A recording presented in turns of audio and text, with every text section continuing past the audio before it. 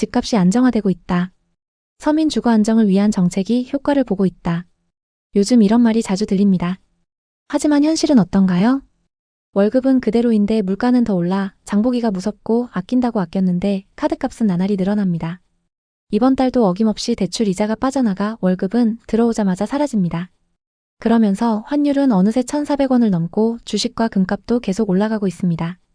이게 정말 괜찮은 건지 나만 뒤처지는 건 아닌지 걱정투성이죠. 언론만 보면 안정화되고 있고 회복세이며 민생지원금으로 해결할 수 있다고 합니다.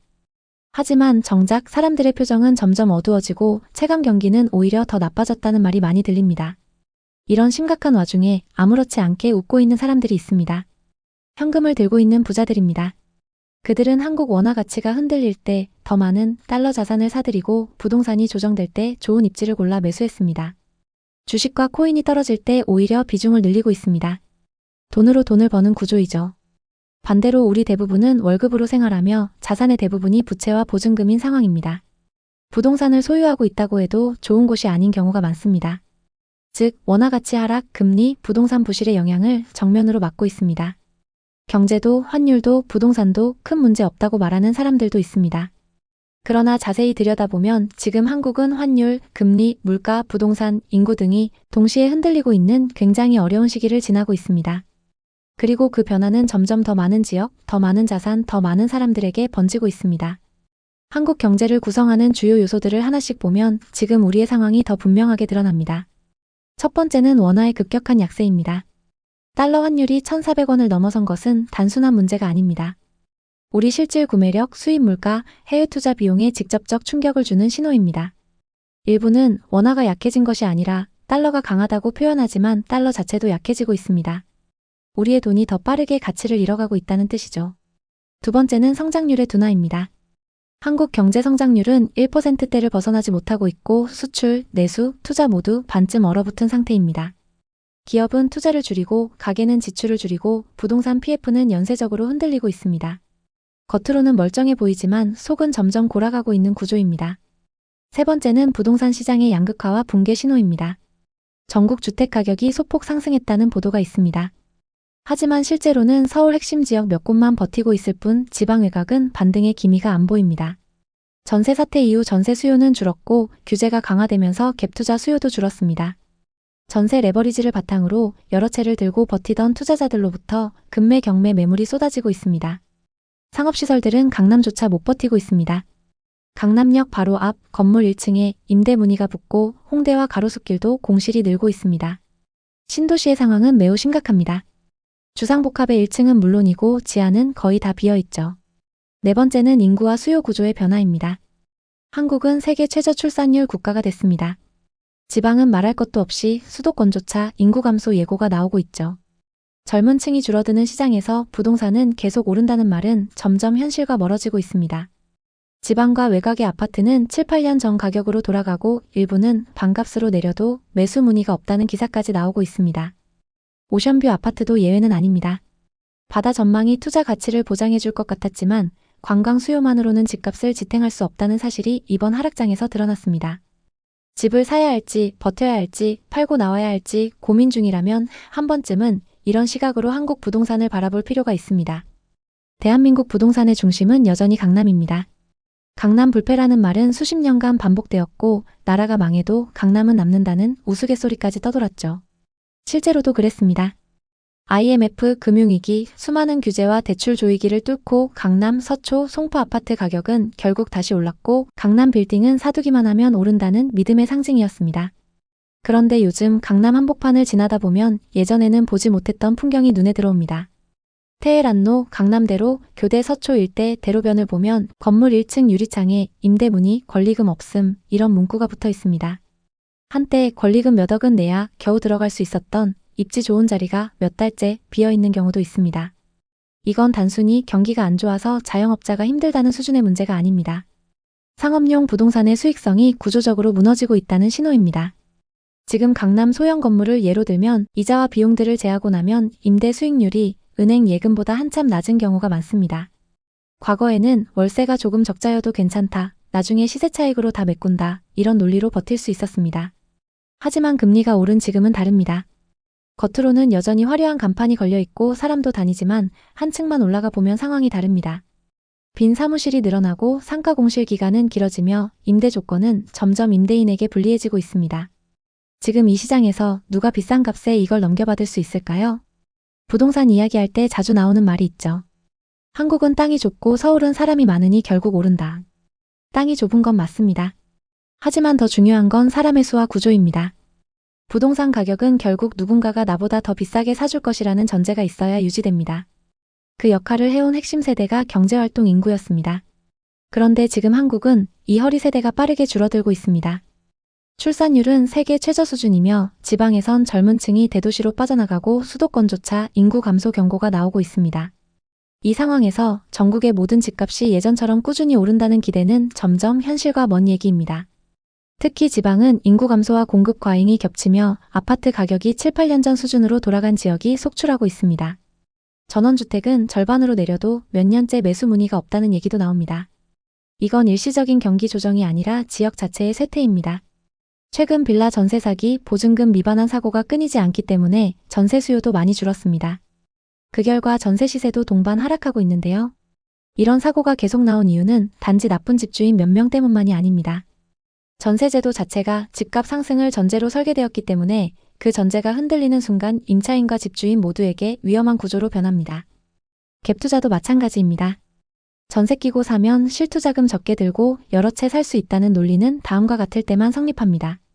집값이 상승하고 전세 가격도 동반 상승할 때, 또 공실 없이 계속 임차인이 있을 때 이런 조건들이 모두 충족될 때만 가능합니다. 그 조건이 하나라도 깨지면 현금 흐름이 막히고 결국 금매나 경매로 이어집니다. 부자들이 먼저 깨달은 사실은 이겁니다. 전세 레버리지로 여러 채 버티는 시대는 끝나가고 있다. 그래서 그들은 전세 비중을 최대한 줄이고 월세나 현금 흐름 중심으로 포트폴리오를 재편하고 있습니다. 서울에 똘똘한 한 채로 수요가 몰리는 것도 이 때문이죠. 아파트뿐만 아니라 다른 유형의 부동산에서도 엄청난 변화가 찾아왔습니다. 지금 수도권 곳곳에서는 지식산업센터, 상업시설, 오피스텔까지 줄줄이 위기를 맞았습니다. 분양 당시에는 이런 말이 넘쳐났습니다. 신도시라 수요가 탄탄하다, 공실 걱정 없다. 월세 받으면서 이자 내고도 남는다. 요즘 상가는 수익률이 은행 이자보다 훨씬 높다. 부동산 투자는 현금 흐름이 좋은 상가가 제일 유리하다. 실제 상권과 임대 수요를 따져보지 않고 계약한 사례가 수두룩했습니다. 하지만 막상 건물이 완공되고 나니 상황은 전혀 달랐습니다. 오피스텔은 예상보다 훨씬 공실이 길어졌고 겨우 임차인을 구해도 월세는 분양 당시 제시됐던 수익에 한참 못 미쳤습니다. 상가는 더 심각합니다. 카페, 식당, 편의점, 약국, 학원 등 들어오면 무조건 장사된다고 제시됐던 업종 상당수가 줄줄이 폐업하고 있습니다. 이 과정에서 가장 큰 타격을 받은 사람들은 대부분 소규모 자영업자이자 개인 투자자들입니다. 퇴직금, 전세 보증금, 오랜 저축을 합쳐 노후 준비라고 생각하고 매수했는데요. 결과적으로는 대출이자와 관리비만 내는 상황에 내몰렸습니다. 임대료 보장을 내세웠던 일부 매물들은 약속됐던 기간이 끝나자마자 임대료가 절반 수준으로 떨어지거나 공실이 돼버렸습니다. 이렇게 곳곳에서 동시에 공실이 늘어나면서 매물이 계속 쌓이고 있습니다. 분양 광고와 상담사들의 말을 믿고 계약했던 사람들 중 대출을 과도하게 받은 사람들은 결국 버티지 못하고 무너지고 있습니다. 올해 37살 한 청년의 이야기입니다. 그는 2021년 부동산 호황기 때 송도의 신축 9분 상가를 분양받았습니다. 건물의 모퉁이 자리였고 횡단보도가 앞에 있어 편의점이 들어오면 성공할 거라 생각했습니다. 가격이 비쌌지만 당시엔 대출이 70%까지 나와서 계약할 수 있었습니다. 하지만 완공 이후 180도 다른 상황이 그를 기다리고 있었습니다. 임차인을 구하지 못하는 상황에서 그가 매달 감당해야 할 대출이자만 200만 원에 달했습니다. 2년이 지나 더 이상 버티기 힘들었던 그는 결국 월세를 낮춰서라도 계약할 수밖에 없었습니다. 그가 2년 동안 낸 이자와 관리비만 수천만 원이었어요. 게다가 이제 월세를 낮췄기 때문에 분양받았던 가격에도 팔기 어려워졌습니다. 한순간의 잘못된 판단으로 시간과 돈 모두 잃게 된 겁니다. 이런 일이 지금 서울 수도권, 지방 가리지 않고 전국적으로 발생하고 있습니다. 물론 그 중에는 자기 자본과 대출을 적절히 활용해서 현금 흐름을 만들어낸 사람들도 있습니다. 이렇게 피해를 본 사람들은 대부분 무리하게 대출을 받은 사람들이죠. 그들은 단기간의 시세 차익을 목표로 상권과 수익률을 계산하지 않고 들어갔기 때문에 손해를 보고 있습니다. 실제 지역을 구체적으로 살펴보겠습니다. 경기도 외곽이나 지방에서는 매매가보다 전세가가 비싼 현상이 나타나는 곳도 있습니다. 인구가 빠져나가는 군단위, 청년이 떠난 소도시, 그리고 산업이 쇠퇴한 중소도시는 미분양, 미입주 신축, 공실이 늘어나고 있습니다. 이 흐름은 수도권 외곽에서도 확인할 수 있습니다. 경기 북부 양주, 포천, 파주 등에는 입주 물량 폭탄 후 전세가 급락했습니다. 그 결과 집주인들이 전세를 못 맞춰서 매매가를 낮춰내놓는 경우도 증가했죠. 경기 남부 화성, 평택, 오산도 공급 과잉이 한참 지속됐습니다.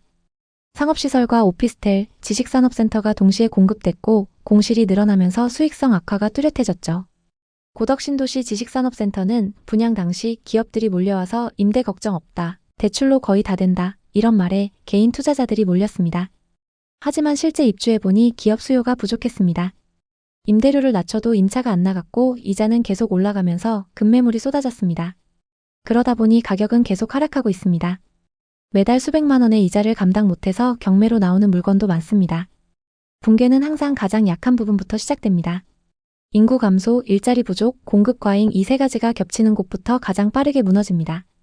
여기까지의 흐름을 정리하면 지금 한국 부동산은 건설, 금융의 리스크와 지방과 수도권 외곽의 구조적 약화, 전세 레버리지의 한계, 이것들이 동시에 겹쳐 있습니다. 그렇다고 해서 내일 당장 모든 것이 무너진다는 이야기를 하려는 것은 아닙니다.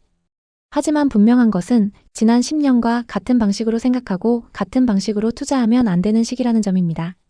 지금 우리에게 필요한 자세는 과감한 투자가 아니라 신중한 접근입니다. 정리하자면 이런 질문들을 스스로에게 던져볼 필요가 있습니다. 내 자산 중에서 실제로 현금 흐름을 만들어내는 자산이 어느 정도 되는가? 내가 보유한 부동산이 있는 지역은 앞으로 10년, 20년 후에도 인구가 유지되거나 늘어날 만한 곳인지를 확인해야 합니다. 또 일자리가 생기거나 유지될 곳인지, 생활 인프라가 지탱될 곳인지도 보셔야죠. 전세 레버리지를 활용한 자산은 전세가가 계속 버텨줄 지역인지가 중요합니다.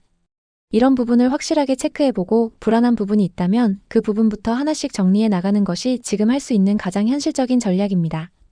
마지막까지 버티다가 자산을 잃는 사람이 될지 아니면 미리 계획을 세우고 안전자산을 준비를 하는 사람이 될지 지금이 선택을 해야 하는 시기입니다. 어떤 쪽에 설지는 각자의 선택입니다. 다만 한 가지 분명한 것은 진짜 큰 돈을 굴리는 사람들은 이미 움직이고 있다는 사실입니다. 지금 할 수 있는 최선은 내 자산 구조를 냉정하게 점검해보고 감정이 아니라 데이터와 구조를 기준으로 확신 있는 선택을 하는 것입니다. 부자들만 알고 있는 은밀한 시그널은 사실 대단한 비밀 정보가 아닙니다. 조금 더 빨리, 조금 더 깊이, 조금 더 냉정하게 세상을 바라볼 뿐입니다. 내 삶과 내 자산을 다시 들여다보는 것. 그것이 앞으로 미래를 책임질 가장 저렴하면서도 가장 효과적인 대책일지 모릅니다. 오늘도 끝까지 시청해주셔서 감사합니다. 여러분 모두 부자 되시는 그날까지 응원하겠습니다.